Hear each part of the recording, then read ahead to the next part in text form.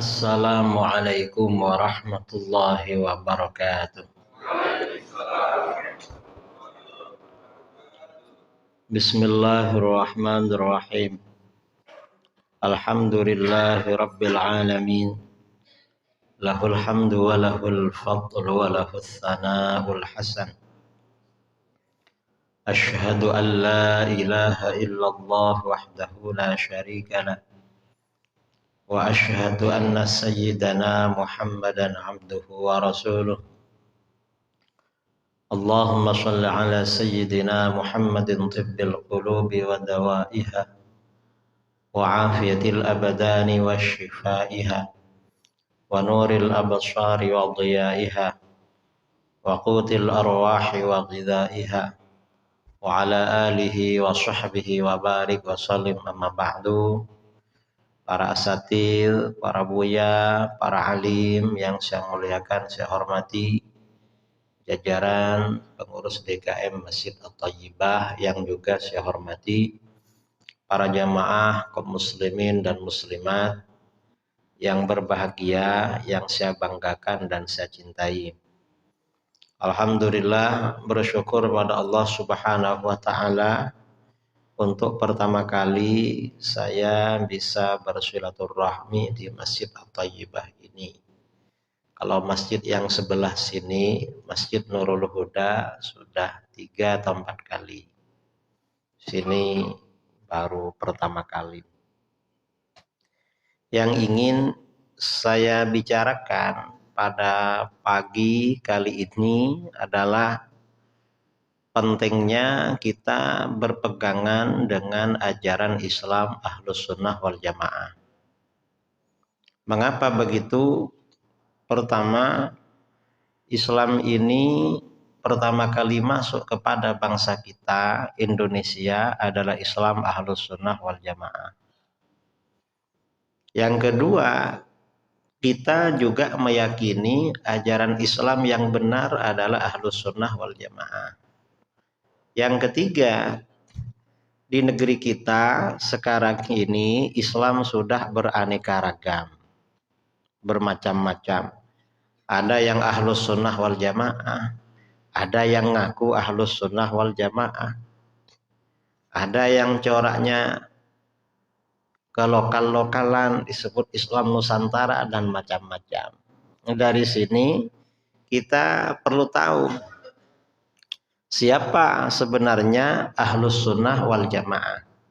Nah, kalau kita berbicara tentang Ahlus Sunnah wal Jamaah, maka yang paling simpel dan mudah kita membicarakan hadis-hadis Rasulullah SAW tentang perpecahan umat Islam.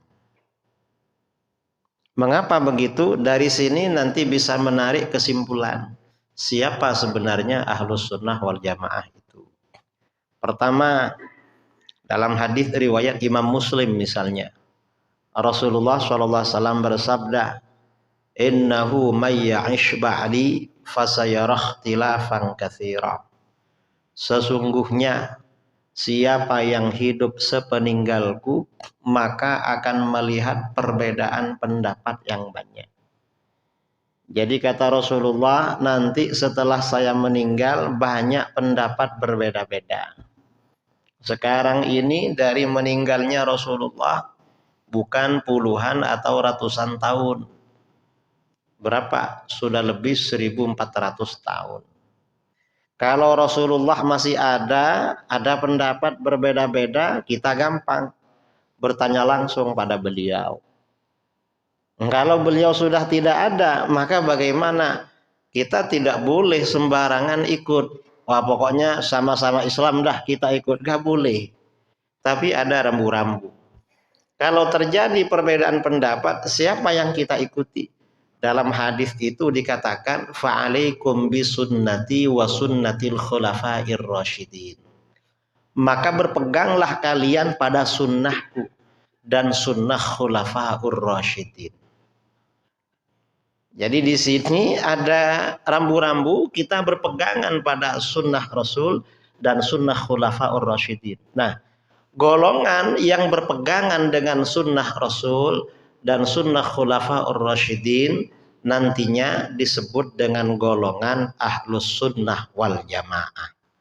Ahlus sunnah itu artinya pengikut sunnah Rasul, wal jamaah artinya pengikut perkumpulan para sahabat yang dipimpin oleh khulafaur rasyidin.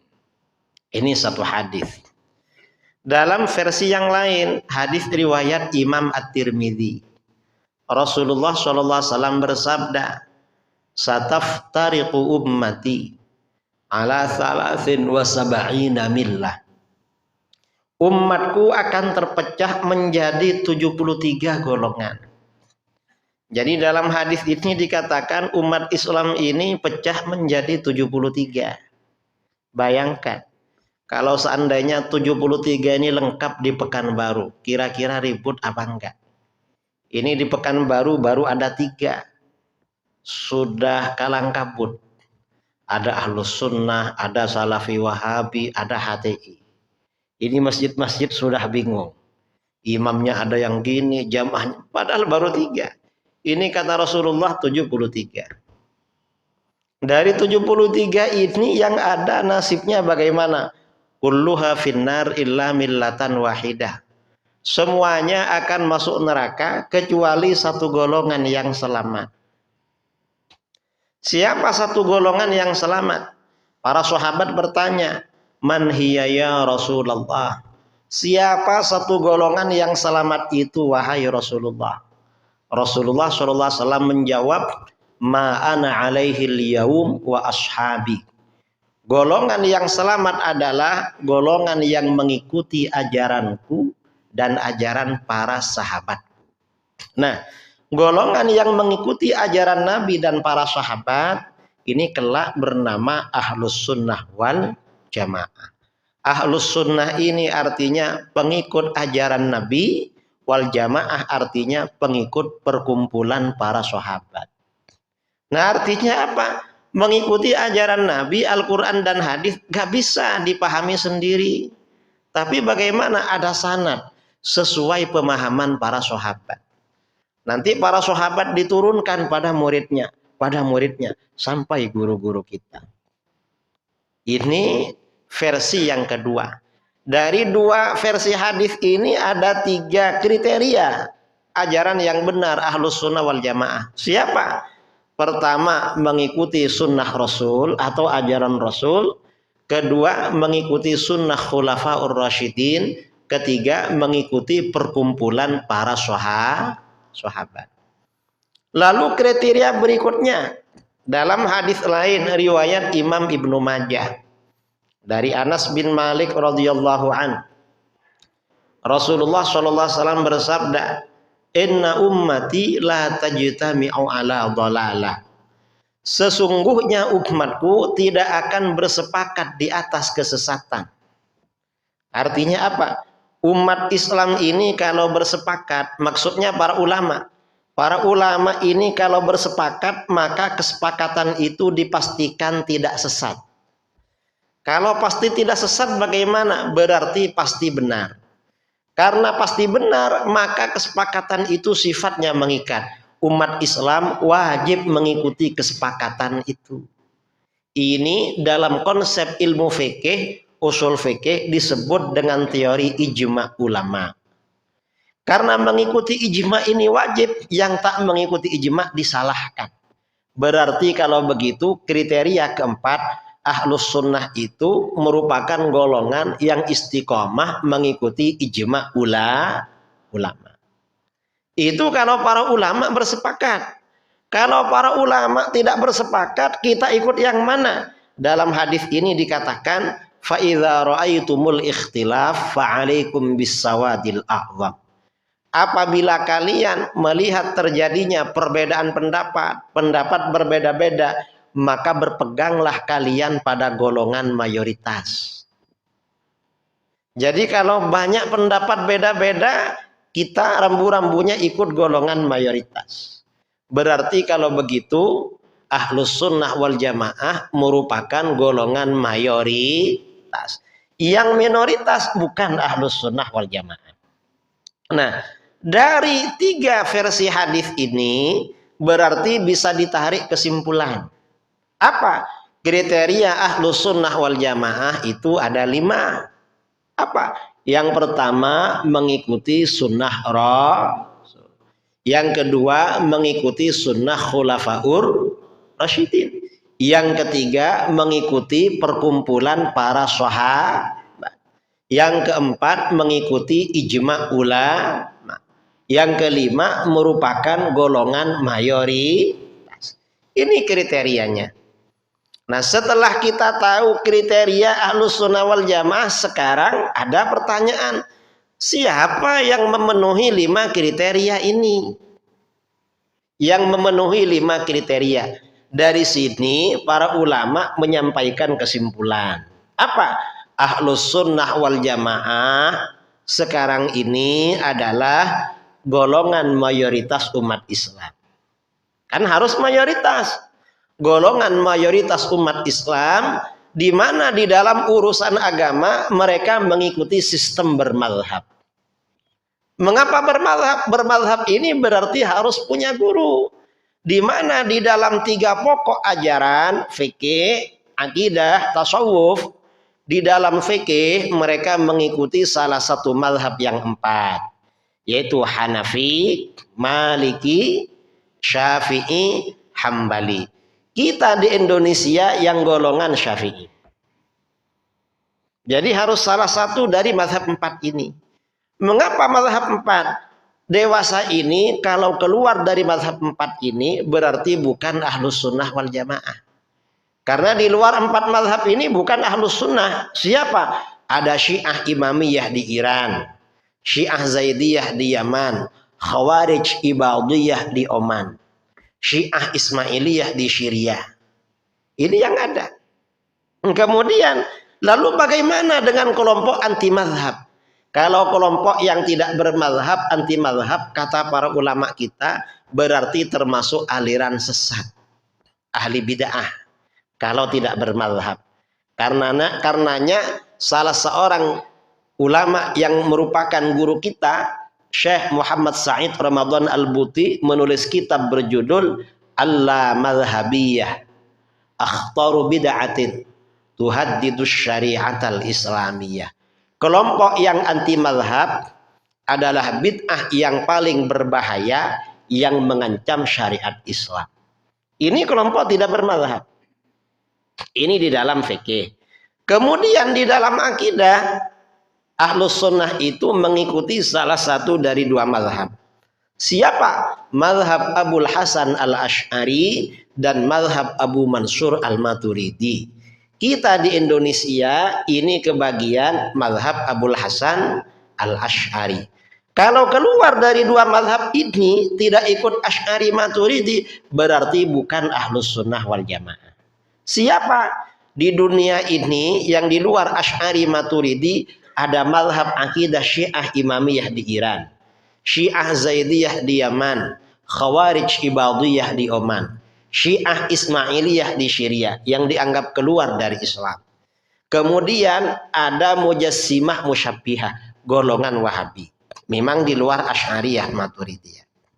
Ada kelompok kecil Hizbut Tahrir, sekarang dah tiarap di Indonesia. Memang di luar Asy'ariyah Maturidiyah. Ini dalam akidah. Kemudian di dalam tasawuf, kita Ahlus Sunnah ini mengikuti mazhabnya Imam Junaid Al-Baghdadi. Kalau keluar dari mazhab Junaid Al-Baghdadi, berarti tasawufnya bukan tasawuf sunni. Bukan tasawuf Ahlus Sunnah wal Jamaah. Dianggap tasawuf sesat. Atau kelompok yang anti tasawuf. Kalau anti tasawuf, maka dianggap pengikut aliran sesat. Siapa yang anti tasawuf? Wahabi anti tasawuf, Syiah anti tasawuf, Zaidiyah Ibadiyah anti tasawuf.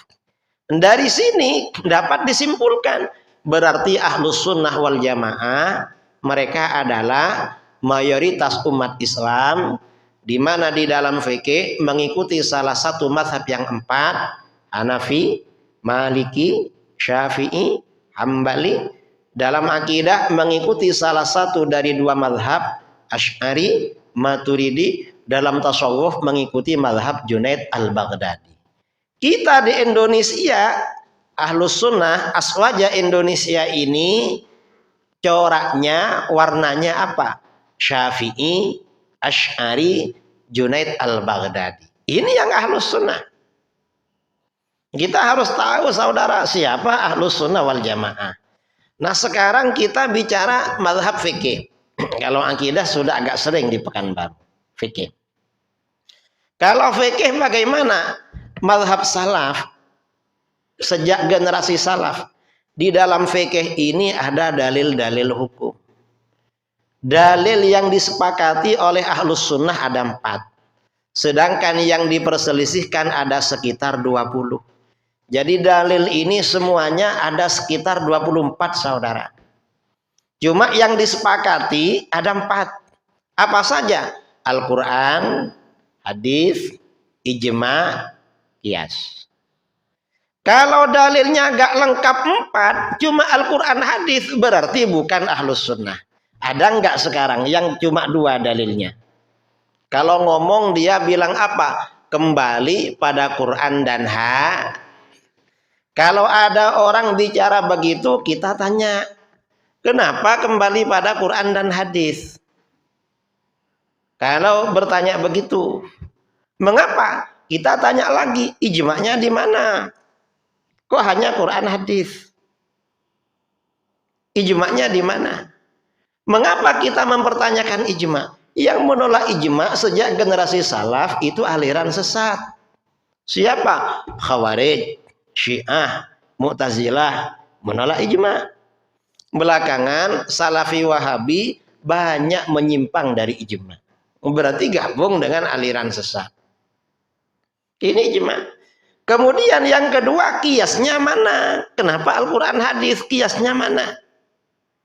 Bingung mereka. Mengapa kita mempertanyakan kias?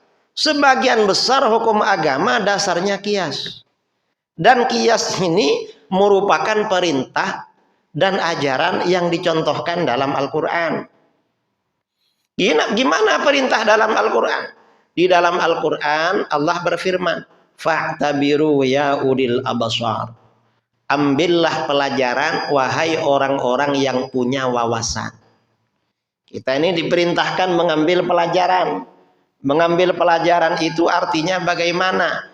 Perkara-perkara yang hukumnya tidak dijelaskan di dalam Al-Quran dan hadis, maka hukumnya disamakan, dianalogikan, dikiaskan dengan apa-apa yang disebutkan di dalam Al-Quran dan hadis.